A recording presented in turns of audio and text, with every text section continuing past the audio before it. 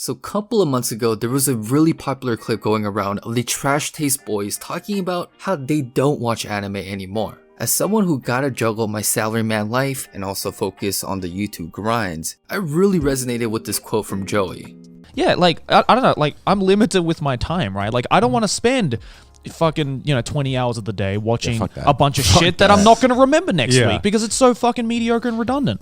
These anime studios really be pumping out trash isekai shows like these influencers out here drop trash ass NFT scams. Shit, this got the same energy as the $5 DVDs you find in the unbeatable DVD trash bin. Now there's 3 things I kinda want to explore more of in this video. Number 1, a lot of anime these days are immersion breakers. Number 2, a lot of anime these days have little to no meaning. And finally, of course we have to talk about the whole concept of quantity over quality anime shows. So Revi, isekai these mofos to a new dimension. When it comes to anime, I'm a simple man to please. Give me compelling characters, decent art, and some story to work with. And if you really want my attention, throw in a hot onesan or okasan, and woo! Get me as hyped as Eazy-E running through with that Uzi. Anyways, there's so many contemporary animes out there that really struggle with this immersion piece. I mean, let's look at something that's currently airing right now, such as With an Ordinary Guy Who Reincarnated into a Total Fantasy Knockout, aka No Homo the Anime. Now this is your typical trash power fantasy isekai, apart from the MC saying no homo literally every other sentence. Because it's very upfront in categorizing itself as such, these ridiculous scenes where the MC is Saitama one-punch killing forest deities don't really faze us. But then all of a sudden, these MCs have the power to summon a portal into one of their Japanese apartments with running hot water and electricity. Even worse, the MC pulls out a goddamn can of Sapporo and downs it like she spent a whole day getting an adolescent boy into a robot. Let's jump into another series that's airing right now, such as In the Land of the Lido, where homegirl all of a sudden starts running on water. Like, what in the Holy Bible, Book of Matthew chapter 14 verse 22 to 23, Jesus walks on water buffoonery is this? It's like these series aren't even trying with the writing anymore.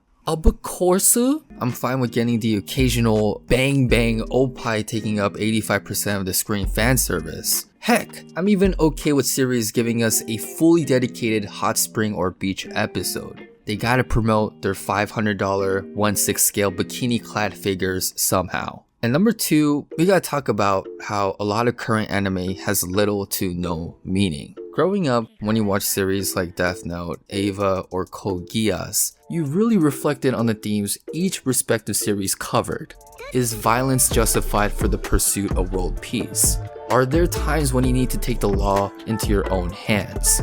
Or does the process of law matter more? Or you can even have an existential crisis at times. A great majority of today's shows do not spark this level of inner dialogue, and I get a majority of anime viewers are watching these shows purely for entertainment value or to kill time. But I think it's very troubling that for the span of the last 5 years, in a given year, 9 out of 10 times, you're given the same brain-dead, cookie-cutter truck victim with 5 side hoes in rotation that gives you the same level of insights as former Vice President Joe Biden. It's incredibly difficult to emotionally invest in characters when there's no character conflict at all. One of the main characters died? Well, don't fret, cause I could revive people. Oh, we don't have any money? Alright, we can pillage a whole abandoned settlement and get rich overnight. The main female character doesn't like me?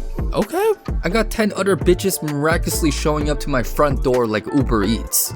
And something else you don't really see in today's anime as well is the presence of high quality shows. It seems that everybody and their mamas are trying to make anime. Disney, Netflix, Amazon are all expected to spend a total of $9.4 billion on original anime content by 2022. So as a Japanese anime production company, when you see this level of serious competition, are you going to go the route of the experimental original anime content, or are you going to recycle a tried and true method of respinning the isekai wheel? That's when a lot of companies start to cave in and go the easier route. And it may make sense from a business model perspective, but from a legacy building perspective, it doesn't amount to shit. Bringing in another music analogy, it's like comparing a J. Cole album to a Lil Pump album. Yeah, I know my homeboy J. Cole is very meticulous in his music production and probably survived 4 Isekai worlds to pen one single project. Lil Pump, on the other hand, probably drank a sip of his lean and, no pun intended, pumped out each and every single song under 5 minutes. Name one Lil Pump song that people are still listening to till this day. On the other hand, J. Cole, Jermaine Cole, the real is back, the Ville is back, Flow Bananas here, Pilled is back. If homies hear even 1 second of his song, y'all tell me heaven ain't real. Okay, the last thing I want to leave you guys with is some wise words from the anime goat himself, Hayao Miyazaki. I'm pretty sure you saw the screenshot everywhere on the internet. It's like the default meme you see when you see some bullshittery in the anime world, like them announcing a season 2 for Rent a Girlfriend. You disrespect yourself and your nation. You are made of stupid. But when you dive into the context of this actual interview, director Miyazaki expresses his level of deep discontent with the current state of anime. To quote him directly, he says, "Almost all Japanese animation is produced with hardly any basis taken from observing real people. It's produced by humans who can't stand looking at other humans. And that's why the industry is full of otaku." And in this instance, Miyazaki ain't talking about that nerdy but cute e-girl otaku. He's talking about the otaku that's a degenerate basement troll that are destructively antisocial. To really stress this level of commitment Miyazaki has in producing high god tier anime, you just gotta read a couple of pages from his biography, Starting Points. In one section of the book, he asks the question of, how does one properly draw a chaika in flight? He states one must read at least one book on the history of flying. Then naturally, you will learn about the Russian-American aviation pioneer Igor Sikorsky. You will learn about how he created the world's first 4-engine biplane in 1913 and flew it for the first time across the skies of Russia.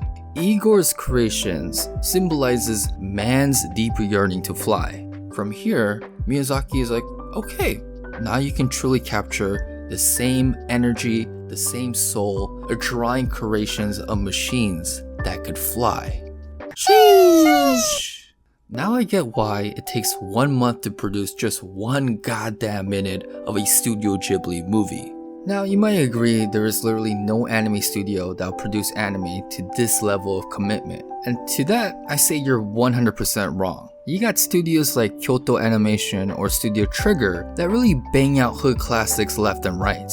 Any anime studio could step up to the plate and really dedicate itself to creating projects that stand the test of time. They just can't crack under pressure when they're offered the forbidden fruit of that trash isekai. The last thing I want to leave you guys with is a direct quote from Miyazaki from the same Starting Point book. It's kind of long, but I think it does a really good job summarizing this whole video. A loss of motivation describes the situation we are in today.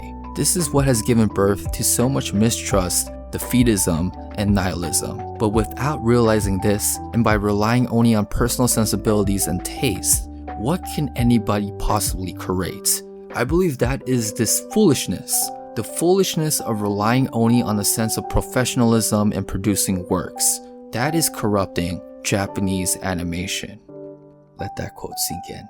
What are your thoughts here? And of course, what are your thoughts on the current state of anime? Let me know all of that down below. Thank you guys for checking out today's video. This has been your boy Ye-Man. Peace out.